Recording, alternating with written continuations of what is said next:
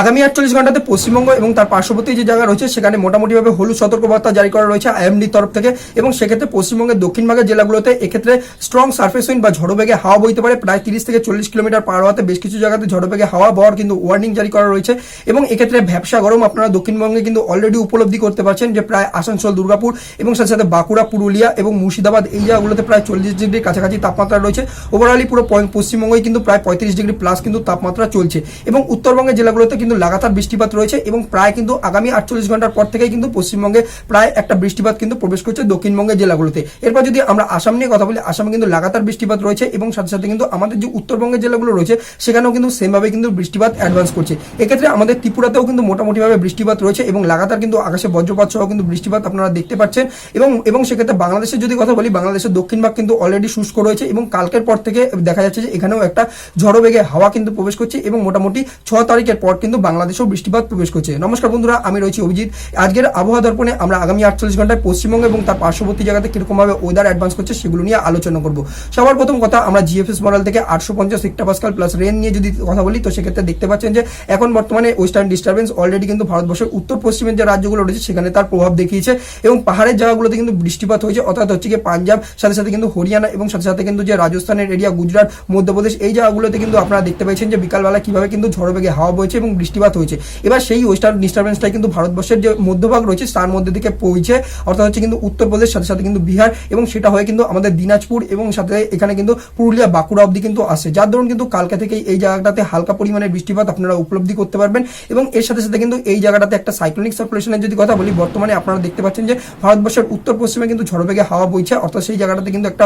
Western disturbance এবং cyclonic circulation কিন্তু রয়েছে, যার ধরুন কিন্তু ওই জায়গাটাতে হাওয়া ঘুরছে এবং এটাই কিন্তু আগে অ্যাডভান্স করছে একটা ট্রাফ এবং যার জন্য আরেকটা সাইক্লোনিক সার্কুলেশন মোটামুটি বাংলাদেশের এই জায়গাটাতে করে কিন্তু রয়েছে। এবার এই জায়গাটাতে কিন্তু যদি আমরা উপরের দিকের হাওয়ার কথা বলি, যার মানে আর কি যেই হাওয়াটাতে আর কি ওয়েদারে চেঞ্জ আনে বা বলা যেতে পারে যে বৃষ্টিপাতের সম্ভাবনা থাকে, অর্থাৎ হচ্ছে কি আমরা যদি 500 হেক্টোপাস্কালের যদি এবার ম্যাপটা দেখার চেষ্টা করি তো সেক্ষেত্রে দেখতে পাচ্ছেন যে এই জায়গাটাতে হাওয়াটা পুরোপুরিভাবে কিন্তু সার্ফেসের উপর থেকে বইছে, কোনো রকম ভাবে কিন্তু এক্ষেত্রে জল এর উপর থেকে বইছে না, যার ধরুন কি হচ্ছে যে এক্ষেত্রে ল্যান্ড মাসের উপর থেকে যখন হাওয়াটা বয়ে আসে তাহলে এই বায়ুগুলোতে কিন্তু অলরেডি আর্দ্রতা কমে যাচ্ছে এবং বৃষ্টিপাত কিন্তু অলরেডি পশ্চিম ভাগটাতে বৃষ্টিপাতটা হয়ে যাচ্ছে। অলরেডি কিন্তু উত্তরপ্রদেশ, বিহার এই জায়গাগুলোতে নগণ্য পরিমাণের বৃষ্টি আপনারা উপলব্ধি করতে পারবেন 5 তারিখ এবং 6 তারিখ নাগাদ। কিন্তু এক্ষেত্রে পশ্চিমবঙ্গে আস্তে আস্তে কিন্তু দেখা যাচ্ছে যে ওয়েদার কিন্তু অনেকটা পরিমাণে শুষ্ক হয়ে যাচ্ছে। এর যদিও কিন্তু আমাদের যে উত্তর ভাগ রয়েছে সেক্ষেত্রে শিলিগুড়ি বলুন, সাথে সাথে যদি আমরা কোচবিহারের কথা বলি সেই জায়গাটাতে কিন্তু হালকা পরিমাণের বৃষ্টিপাত কিন্তু রয়েছে, সাথে সাথে আলিপুরদুয়ার এবং কালিম্পংয়ে কিন্তু হালকা পরিমাণের বৃষ্টিপাত রয়েছে। মোটামুটি প্রায় কিন্তু 10 মিলিমিটারের মতো কিন্তু বৃষ্টিপাত হতে পারে, প্রায় 9-10 মিলিমিটারের মতো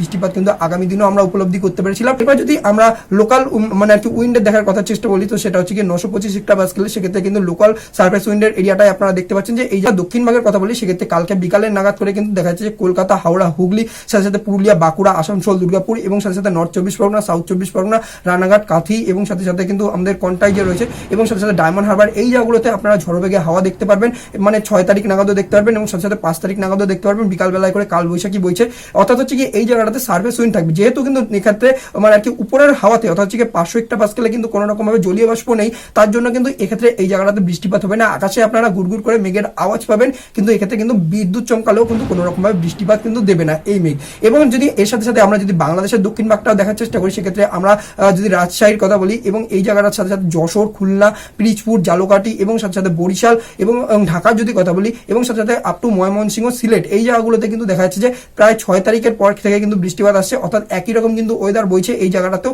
কোনো রকম ভাবে কিন্তু হাওয়াতে জলীয় বাষ্প না থাকার দরুন কিন্তু এই জায়গাটাতে বৃষ্টিপাত হবে না, কিন্তু এক্ষেত্রে বিকালের নাগাদ করে কিন্তু কাল বৈশাখী ঝড় কিন্তু এই জায়গাটাতেও বইতে পারে, কিন্তু এক্ষেত্রে বৃষ্টিপাতের কিন্তু সম্ভাবনা নেই বললেই চলে প্রায়। এরপর যদি আমরা আসামের কথা বলি, আসামেও কিন্তু অলরেডি দেখতে পাচ্ছেন যে 850 হেক্টোপাস্কালে আপনারা দেখতে পাচ্ছেন যে এই জায়গাটাতে বলা হচ্ছে যে ডিব্রুগড়, সাথে সাথে কিন্তু তিনসুকিয়া, যোরহাট এই জায়গাগুলোতে মোটামুটি ভাবে বৃষ্টিপাত কিন্তু রয়েছে এবং এক্ষেত্রে হাওয়ার পরিমাণ প্রায় 20 থেকে 30 কিলোমিটার পার আওয়ারে ঝড়ো বেগে হাওয়া এই জায়গাটাতেও বইতে পারে। বঙ্গাইগাঁওতেও কিন্তু মোটামুটি ভাবে বৃষ্টিপাত রয়েছে, বারপেটাতেও বৃষ্টিপাত রয়েছে, শিলচরে কিন্তু মোটামুটি ভাবে বা বলা যেতে পারে হাইলাকান্দিতেও এই জায়গাটাতে মোটামুটি ভাবে বৃষ্টিপাত রয়েছে। এরপর যদি আমরা ত্রিপুরার কথা বলি, অর্থাৎ হচ্ছে গিয়ে এক্ষেত্রে আমাদের মানে আর কি উত্তর ত্রিপুরা, দক্ষিণ ত্রিপুরা, পূর্ব ত্রিপুরা, তারপর সাথে হচ্ছে গিয়ে মানে আর কি পশ্চিম ত্রিপুরা, তো এই জায়গাগুলোতে মোটামুটি ভাবে কিন্তু এক্ষেত্রে ঝড়ো বেগে হাওয়া বইতে পারে এবং সাথে সাথে কিন্তু আকাশে মানে আর কি কালো করে থাকবে, এক্ষেত্রে বজ্রপাত আপনারা উপলব্ধি করতে পারেন। মোটামুটি ভাবে কিন্তু 30 ডিগ্রির উপরে টেম্পারেচার এই জায়গাগুলোতেও রয়েছে এবং ভ্যাপসা গরম কিন্তু আপনারা এই জায়গাটাতেও উপলব্ধি করতে পারবেন। অর্থাৎ দেখা যাচ্ছে যে মোটামুটি ভাবে 6 তারিখের পর থেকে কিন্তু এই জায়গাটাতে পুরোপুরি ভাবে আরো একটা নতুন করে ওয়েস্টার্ন ডিস্টারবেন্স আসছে এবং যেটা কিন্তু আগের ওয়েদার সিস্টেমকে পুশ করবে এবং পুরোপুরিভাবে কিন্তু দেখা যাচ্ছে যে বঙ্গোপসাগর থেকে কিন্তু এই হাওয়াটা কিন্তু তারপর থেকে কিন্তু দেখা যাবে জলীয় বাষ্প নিয়ে পশ্চিমবঙ্গে প্রবেশ করবে এবং সাথে সাথে কিন্তু বাংলাদেশেও প্রবেশ করবে, যার দরুন কিন্তু 6 তারিখের পর থেকে 7 তারিখ, 8 তারিখ, 9 তারিখ নাগাদ কিন্তু পশ্চিমবঙ্গের দক্ষিণ ভাগের জেলাগুলোতে বৃষ্টিপাত দেখতে পাবেন এবং সাথে সাথে কিন্তু বাংলাদেশেও আপনারা বৃষ্টিপাত দেখতে পাবেন। এবং এই মাত্র পরিস্থিতিতে দাঁড়িয়ে একটু কিন্তু টেম্পারেচারের ড্রপ আসবে, বলা যেতে পারে যে এক্ষেত্রে রাতের দিক করে মোটামুটিভাবে প্রায় 24 ডিগ্রি কাছাকাছিও অনেক জায়গাতে টেম্পারেচার রেকর্ড করতে পারবেন। তো এই হচ্ছে কিন্তু আগামী 48 ঘন্টা অর্থাৎ 5ই এপ্রিল এবং 6ই এপ্রিলের ওয়েদার আপডেট। তো বন্ধুরা, আপনারা ভিডিওটা কোন জায়গা থেকে দেখছেন আর আপনাদের জেলায় কিরকম ওয়েদার কন্ডিশন থাকছে অবশ্যই কমেন্ট বক্সে জানাবেন। আর এরকম যদি আপনারা রেগুলার আবহাওয়া সম্পর্কিত আপডেট পেতে চান তাহলে আবহাওয়া দর্পণকে অবশ্যই ইউটিউবে সাবস্ক্রাইব করবেন।